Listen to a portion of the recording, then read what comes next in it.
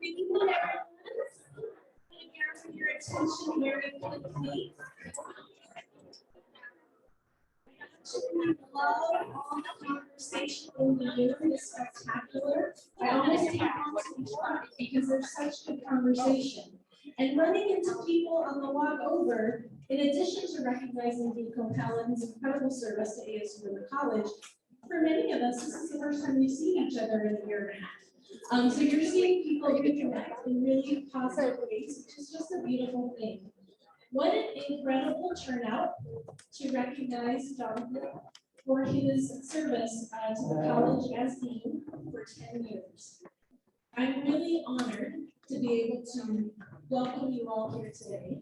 And interestingly enough, if it wasn't the middle of July in Arizona, we probably would have 3 times as many people here, because that's the number of people who have been touched by Jonathan's leadership. We appreciate those who were in town and willing to battle the heat that you were able to be here with us today. So I'm just going to make a few brief comments, open up, and then invite Mike and Cindy Watts to come up and say a few words. And we are going to have a moment for an open mic time. Reed Carpenter's going to handle the microphone and pass it around if people just want to make some brief comments. But we're here today because we're speaking about the transformation of a college under the leadership of Dean Coppell. And I can tell you that since he took over in that role about 10 years ago, we have changed in many ways. So we have doubled our research expenditures. We have tripled our enrollment. We have quadrupled the philanthropic investment in the college. We've increased the diversity of our students and our faculty. And we have dramatically increased the level of engagement that we have in the community. And certainly that comes directly from a vision that Jonathan put forth a couple years into his role as dean. So some of you have heard this before. In fact, most folks in the room know that our vision is to help build more vibrant, healthy communities. And what's distinctive about that vision for our college and coming from Dean Coppell's thoughts about this is it really sent the college looking outward.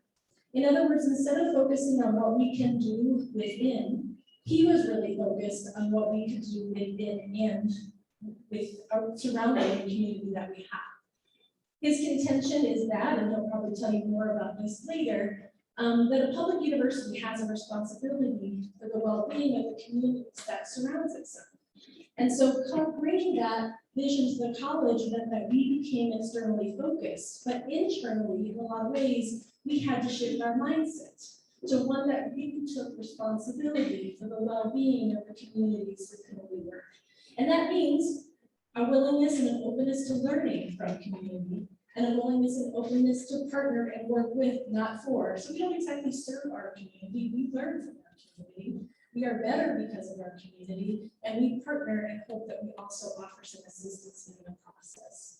So that has been fundamentally transformational. If you think about how the college looks now to where it looked 10 years ago, it's very recognizable. Now, I think it's also important to say that there's no question that Dean Coppell's leadership is what put this in motion, but he certainly did not do this by himself. And we were just recently talking about the sign of a good leader is somebody who identifies talent, attracts talent, develops talent, and then also gives people room to do their jobs. There's no way all by himself he could have accomplished this. And sort of an illustration of this was about 5 or 6 years ago. We advanced the concept of this community solutions cooperative, which is the idea that our faculty, our staff, our students, and our community partners all work together to solve community problems in concert. So let me just give you a few fun facts about that. We've got 450 about full-time staff members in the college, faculty and staff. But if you include our part-time people, particularly people who teach as faculty adjuncts for the college, each year we have about 1,000 people who work for the college.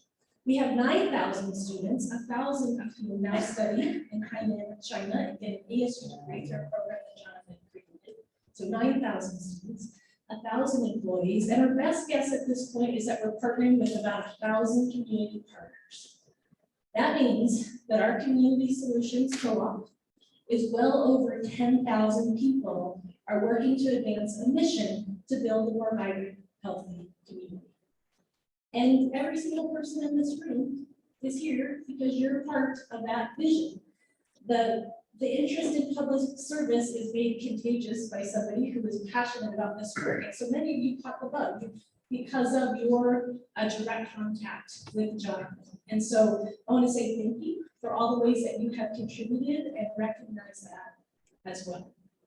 So we don't have time for everyone to speak, but we'd actually love for several to be able to speak. When I think about the investment in this vision and what we're trying to accomplish, I first wanted to invite Mike and Cindy, and I lost track of where they are. Oh, maybe come on up here because it might be a little bit easier. Sometimes this room has microphone issues, and so we stay a little bit, but sometimes it works. So I'd like to give an opportunity for Mike and Cindy, who have invested in all kinds of ways in Jonathan's leadership in the college more broadly and in our local community, incredible ways. Just make some comments. And then we will have the second mic and other folks who just want to say a brief word or two can.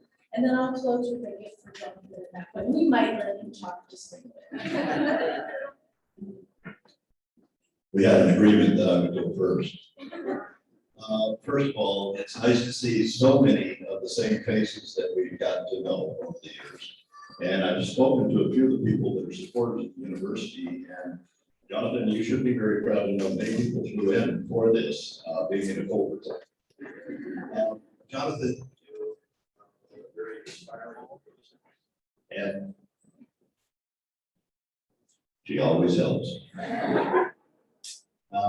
When we first met, Cindy and I had invested in Arizona State. Michael had introduced us to the West Campus, and the concept was we wanted to study for the prevention of violence, but where we grew up, West Side Street, Maryville. We did that, and it was very successful. And Michael came to us and he said, "You need to meet the dean." He said, "I find him inspiring." Not only did we find him inspiring, we saw everything. It was very clear as to what he wanted to do with what became the Watts College, all about social work, which is something very near and dear to Cindy and I. So when I think of Jonathan today and back then, one key word is opportunity. Jonathan created for all that are in the college, all of you that work there, and the students, and all the programs. That time reflects that. So when Jonathan and I talked with Cindy about this opportunity for him, I looked at it as an opportunity for him to help make it more.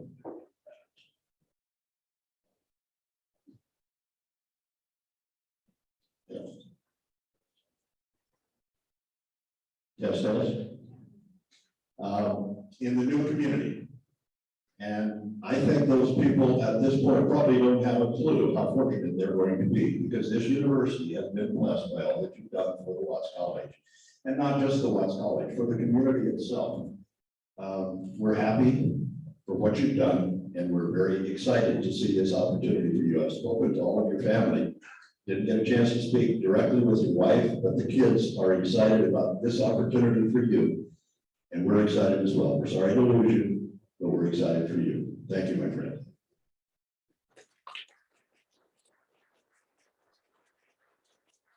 One of the most admired leaders of 2021. My perception of that admired leadership is because you live exactly what you say. You are embodying public service. You show all of us exactly how it ought to be done. And you're a believer, and that's the part I love most. You believe in the American dream. And as a matter of fact, I think that's exactly what brought Mike and I and you together, was our belief in the American dream, that every individual deserves the chance to be all they can be. And you embody that. I see that. I've seen you interact with your students, and you care. It matters. What they dream about and what they want matters to you. And that makes all the difference in an inspired leader. You have transformed Watts College beyond our belief I can't begin to name the degrees that are in that college or the research centers. I know you can. But it is amazing. And the students, the number of students, what did Cindy say? Triple students in that college? Look at the impact. Look at the impact. So that is the most exciting thing. It's what all of us wanted, right? Was to be able to impact in a positive way as many people as we could. You've done that beautifully.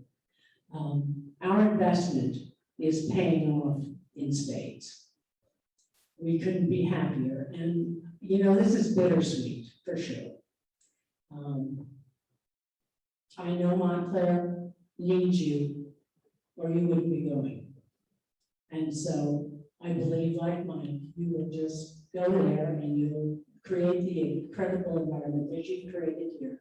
We've been so lucky to have you and your family in our community all these years. And we're not going to say goodbye. We will say hasta luego.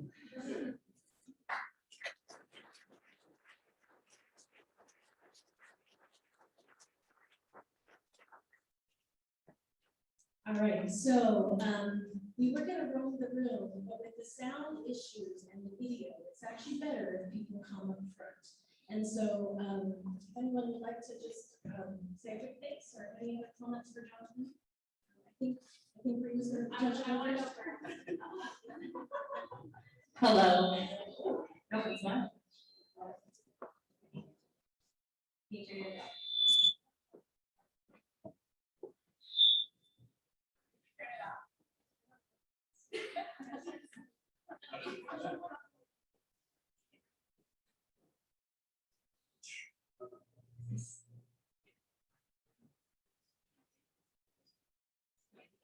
Okay, so Dean Coppell, as a student and a staff and an alum who's been with you for as long as I've been with ASU, I just really want to thank you so much for teaching me what a public good is, and for just inspiring me and always showing me that there's a way, no matter what you're doing, to be a public servant for those around you. And so I hope to continue to do that and look forward to working with you somehow in some way in the future. All right, who's next?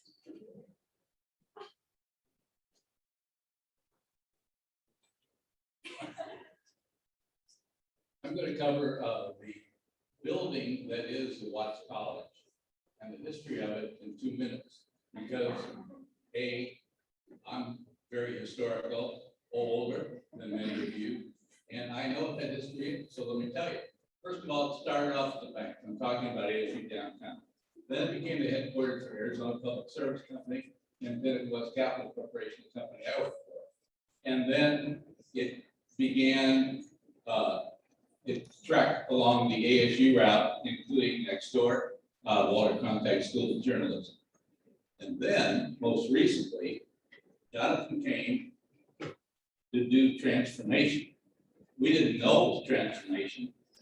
I'm not even sure Michael Crow knew it was transformation, but whatever it was and what it is good.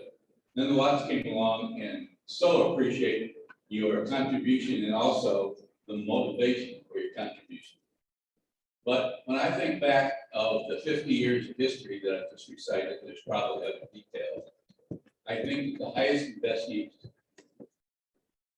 of this building and the function of this building has to do with what Jonathan is all about, with reaching out to people. Many of whom are here today and have responsible positions with regard to social service and homeless and business, and it goes on and on.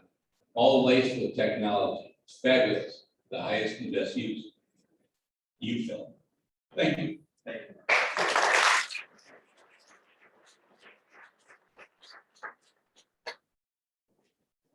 Hello, people probably don't know me because I'm an old timer, but I came here in 1998 to begin on the College of Social Work before Jonathan came. And when I moved to College of Public Programs, we moved, it was a complicated thing to move from Tempe to downtown.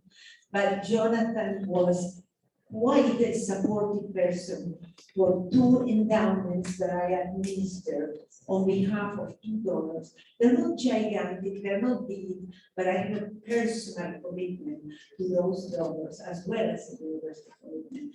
And that is the John Roach Endowment and the Linda Haskell Memorial Endowment. And these two donors always said, Emilia, never work for somebody who doesn't want to grow community at the same time that he grows intellectual values. And with Jonathan, every time I've seen him, we've had a wonderful intellectual conversation. Nobody knew whether we made sense or no, that's unimportant. But I did appreciate Jonathan's years in the college, and in a very quiet, shall we say, quiet way, but he supported us tremendously. He showed up to the lectures and to the dinners, and you got to say to the people that matter, and I appreciated him very much, even though I'm not normally don't go verbalizing that. I give him a hard time, but I appreciated him very much. So thank you, Jonathan, and be good in Montclair, New Jersey.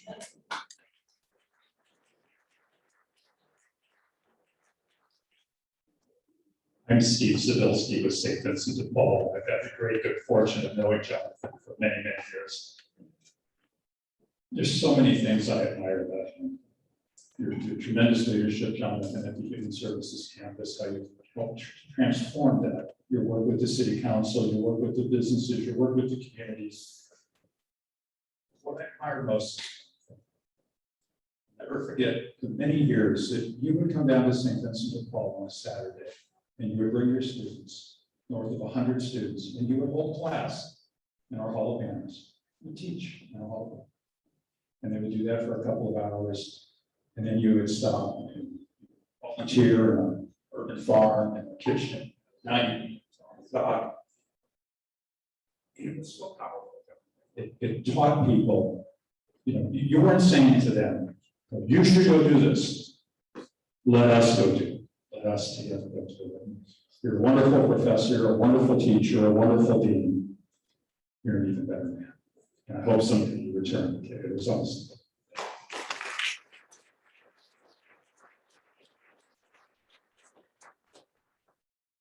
You didn't think you'd get away with that here for me, did you? Chupa, everyone. My name is Tracy Morissette, the Executive Director of the American Indian Policy Institute. And I'm in Watts because of Jonathan, and I've never called you that. Can I call you that now? I've known him since I first came. This is my 8th year. I just started this month. But it wasn't the right time. So in 2019, we moved the American Indian Policy Institute class to Watts. And it has just been the best thing we ever did. It has exploded. We have funding, we have tripled our staff, we have raised it to the national level. I mean, geez, there's an NPR this year. That was scary. But it was, you've come to all these events, you've supported us, you've met with our board, but you also got out of my way. And for me, that was really, really helpful. You said, we can do all this and we should do this, but it's yours. And that helped me tremendously. But then when I had questions, I'd be like, what do we do? How do we do this? And I really needed that as a mentor. I'm really sorry to see you go, because we've only been with you 2 years, but we're really happy for you and I hope it's great. So, Joe Mash.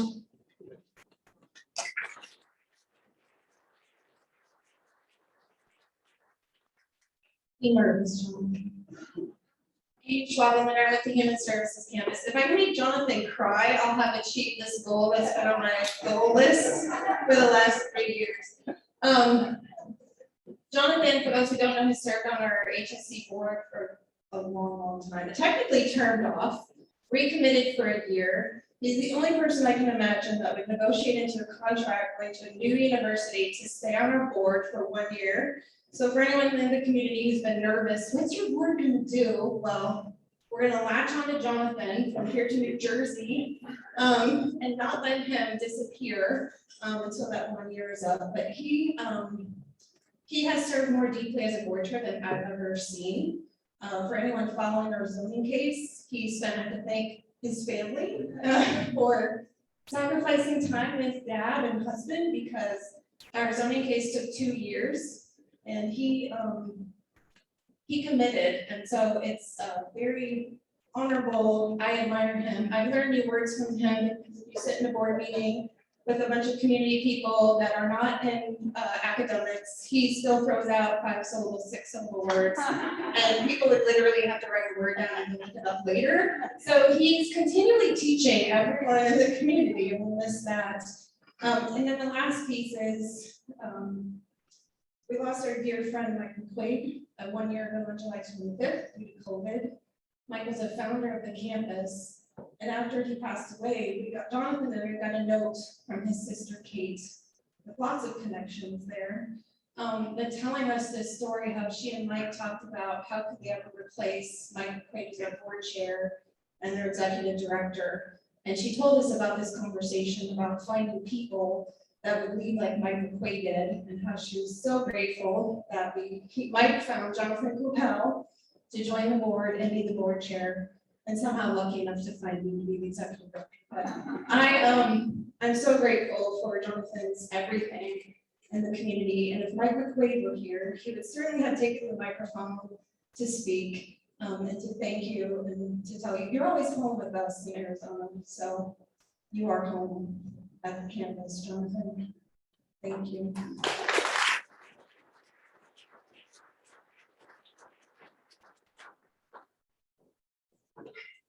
Hi folks, my name is Ash Dawson. I worked with Amy and Dean Capel on the case that she was just talking about. I don't want to be repetitive of anything that Amy said, but I did want to come up and just share some of the depth of what I learned from working with Dean Capel. As a young person trying to figure out what kind of professional and advocate and person you want to be in your community, there's people who, check the boxes, they show up to things and they do what they're supposed to do as part of what they're expected to do. And the commitment that Dean Capel gave to this case to add beds is something that I will remember, I'll recall. It is something that has shaped my own desires and hopes of how I want to go through with addressing homelessness in our city and then in our world. There were so many Saturday mornings where Dean Capel was at a community meeting at a church for 4 hours being yelled at or being a punching bag, and doing so because we all understood the importance of what we were trying to do. There were nights I remember thinking, how on earth did this person just work as a dean all day and come and sit, next to me in this church meeting room or community association meeting, or all of these things. I just cannot stress and explain how much it touched me and how much of an impact it had on our community. So for those of you who know him in an academic setting, I just wanted to share some of these experiences as well. We'll miss you. I will miss you, and thank you for everything that you've done for me. I really appreciate it.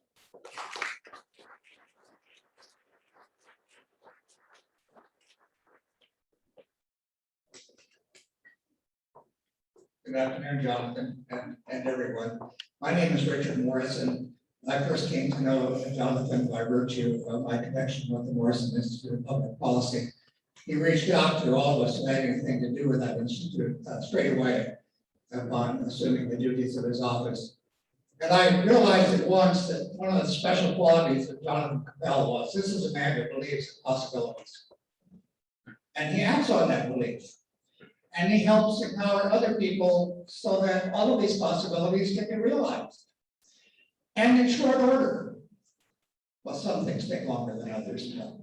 Anyway, I've always enjoyed my conversations with Jonathan, and I've never been bothered by all this elaborate banter that was referenced earlier. It's really quite inspiring. I won't take much time, but I want to say something from the bottom of my heart. I don't have many heroes. Honestly, I don't. But Jonathan is one. And all too often we wait for somebody to die before we say these things. I'm happy that you've given us an occasion. I'm happy that you've given us an occasion for me to just put that right out there for your understanding while you finish it. Okay.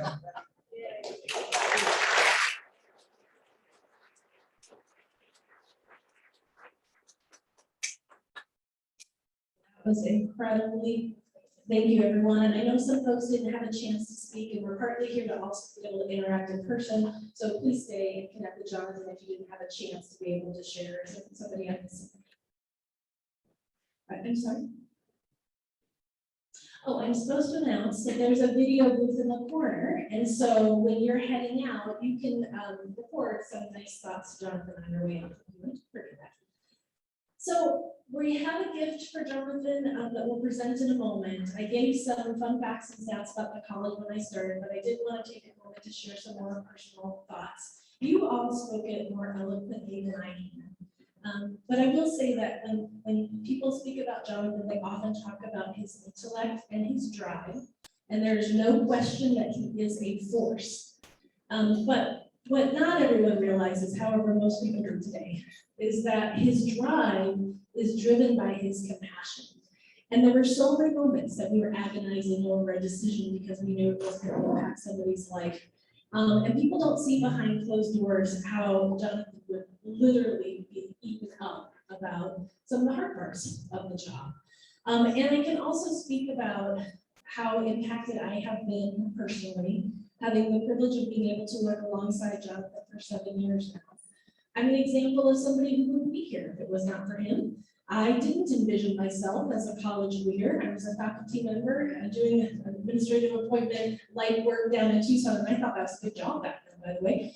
And he saw something in me that I did not see in myself, and then invited me to join him back in Phoenix. I thought I might make it a year or two, and it's 7 years in. Apparently, I'm trying to fill those very large shoes this year.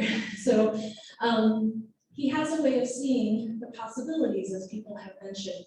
Over 7 years, I have a long list of stories, and we don't have enough time for that today, so I'll just share one that I think speaks about his character. So there was a convocation a couple of years ago where it was scheduled at 8 a.m. and I was scheduled to be in the program to speak about our outstanding graduates. In the middle of the night, my son had to be rushed to the emergency room for a pretty serious medical issue. I was texting Jonathan in the middle of the night saying, I think I'm still gonna make it, I'm not sure what's gonna happen, but I don't have my speech prepared for somebody else to do it. I can't have 5 outstanding grads not be acknowledged when that's what they're expecting to happen today.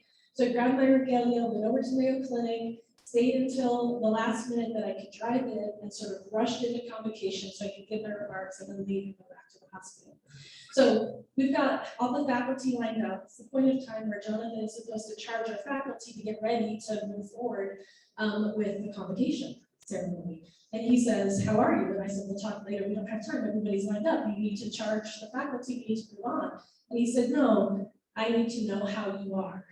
So we've got 1,000 graduates. We've got 10,000 guests. And we have an event coordinator who's freaking out about us being late. And the most important thing to him in that moment was how I was doing. And that's indicative of the relationship that we have had for 7 years. So I'm super excited for you. You're ready for this next step. You're going to be incredible. I can't wait to watch all the things that you're going to accomplish up at Montclair and just looking at what you've done here. But I'm going to miss you for sure. For sure.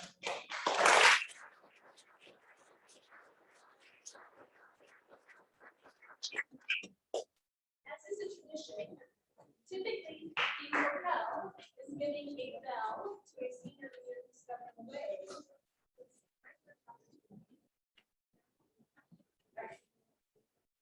It's tradition that we go around and show it.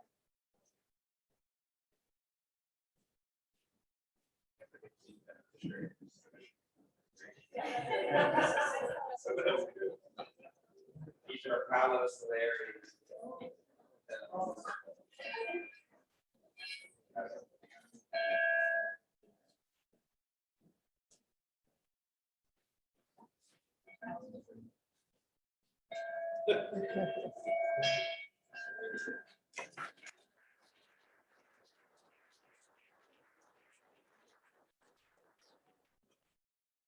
Thank you, Dean Leeds, for hosting this event in addition to your nice remarks. It is weird. Richard actually sent me an email saying, I'll see you at your wake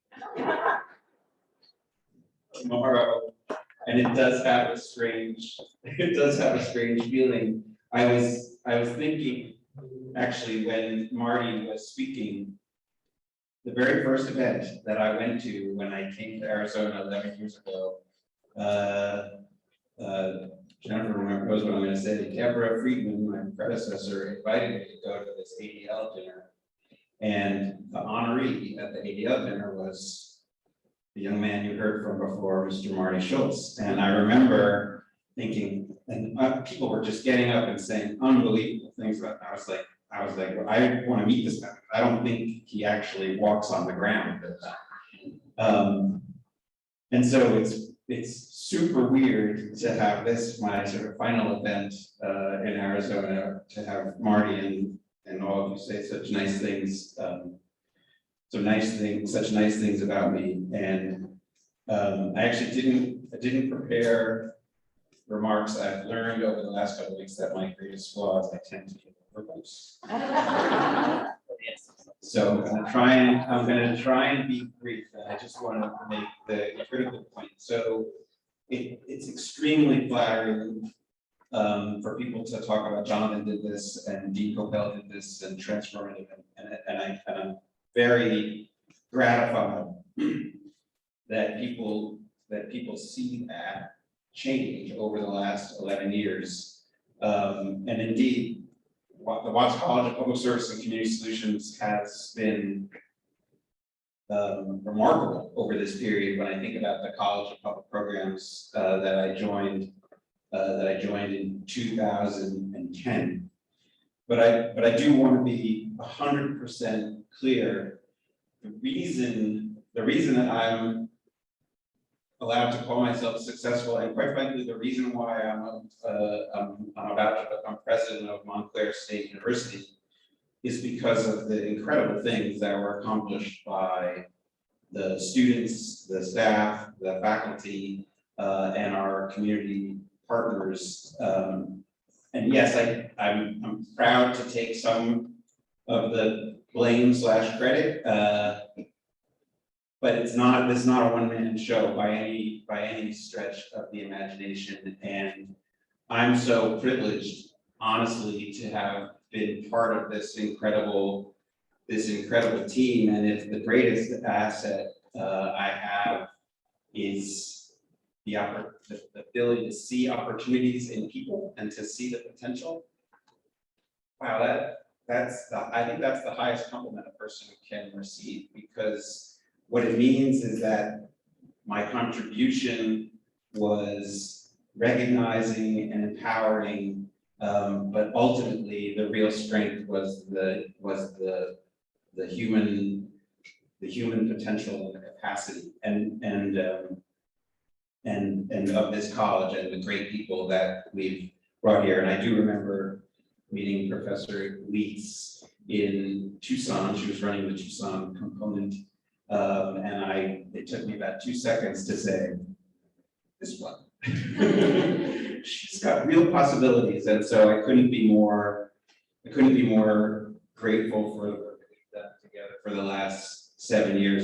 We basically have one shared brain at this point. And I was joking with her earlier today. I said, look, I don't promise that there aren't going to be mistakes made in the time that she's been, but I will tell you that the exact same mistakes that I would make in that period, because we reached pretty much the same conclusion on everything, right and wrong. And so I would screw up, and she would screw up, and we'll pretty much screw up the same way. But it's been a gift. It's been a gift to work together, and honestly, you couldn't ask for anything more than to leave and know that such a capable person is taking over where I'm leaving off. I want to finish with one thought, and it's, I think it's something that I have to remind myself of, because we're having this ceremony in a tumultuous moment in the world, and I think a lot of us are nervous about where things are going. And I've said truthfully that I would be a lot more pessimistic about the future if I didn't have the opportunity to work with particularly the students. The students of Watts College, and I'm particularly moved by Bree and Ash and the younger folks who are so motivated to do good in the world, and it has been sustaining for me to get the opportunity to work with so many service motivated, passionate people who are just convinced that the world is going to get better tomorrow than it is today, and that a year from now we'll be in a better place than we are today. And I just want to remind people of that, because that's the biggest takeaway that I've gotten from this college, which is people still believe. And I think that's particularly true. I think that's particularly true in this community. I never in a million years imagined that I was going to move to Phoenix, Arizona. Jennifer can confirm that. When this was happening, I was like, we're moving to Arizona. How did that happen? And I have come to love this community. It is a part of me. It is a place that I love, and it will always be home because I love the environment, because I love the physical beauty. I became a Cactus fan early on. But it's more than that. I really embrace some of the aspects of this community that I think are distinctive.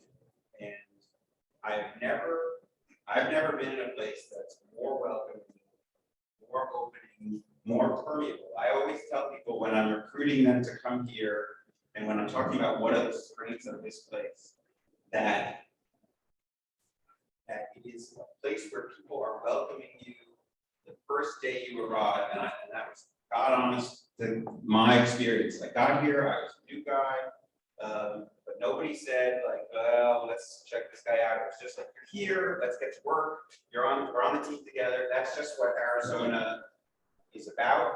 I always joke, that if you compare it to, I always say, well, it's Boston, you show up and it's like, okay, that's great, nice to meet you. Like, stick around 15, 20 years, then we'll know you're serious. Come back and see me then.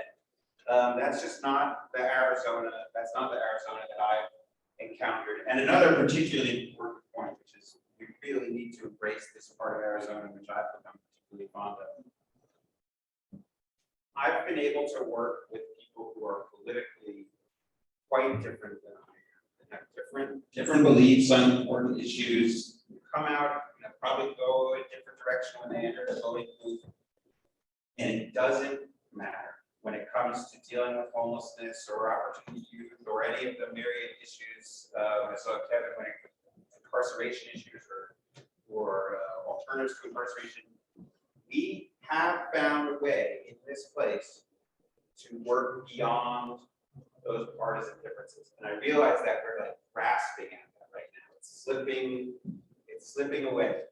But I hope that as we're celebrating, and I consider this a celebration, not of me, that makes me uncomfortable, but of Watts College and of what we have done together, I hope that we can sort of take from this like a booster shot of that spirit. Because it really is something that makes this a distinctive community, and it's the key to everything that's been alluded to over the last few minutes, is that there's this spirit of just getting stuff done to make the world a better place and taking care of the most vulnerable among us, and we can do it. And so I'm just that's part of that. So anyway, I'm gonna leave it there because whenever I start speaking too long, I have a picture of the great Congressman Ed Pastor coming behind me with maracas. You can shut up. One of my favorite memories. Anybody who was at La Pachanga knows what I'm talking about. So just from the bottom of my heart, I'm enormously moved by this, enormously grateful for the opportunity to work with all of you, to be part of this community together. And let me just say, I'm not autonomy, so forth. That's notwithstanding the third page. But I'm not disappearing. I'm committed to remaining in touch. And the last thing is I hope that your optimism about the things that I can do at Montverde State University is well deserved. My confidence about that opportunity and what that university can become comes entirely from what we've been able to do here together in Watts College. And so I thank you for empowering me in that way and giving me the confidence to take this to the next institutional level and show what we can do. And I hope, Cindy and Mike, that you do whatever it is that I am able to accomplish in New Jersey as a continued return on your investment and your confidence in me. Because that's how I see it. So thank you so much, everybody, for coming. It's quite moving. And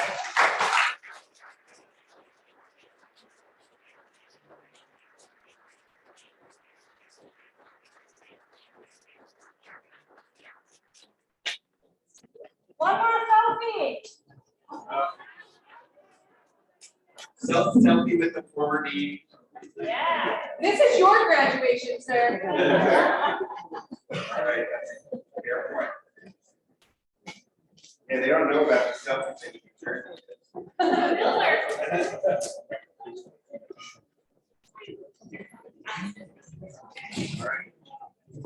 Last selfie. All right, two. All right, this is you here. Ready?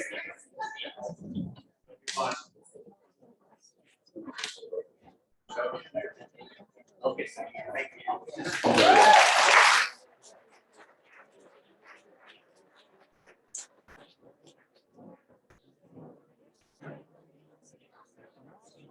you.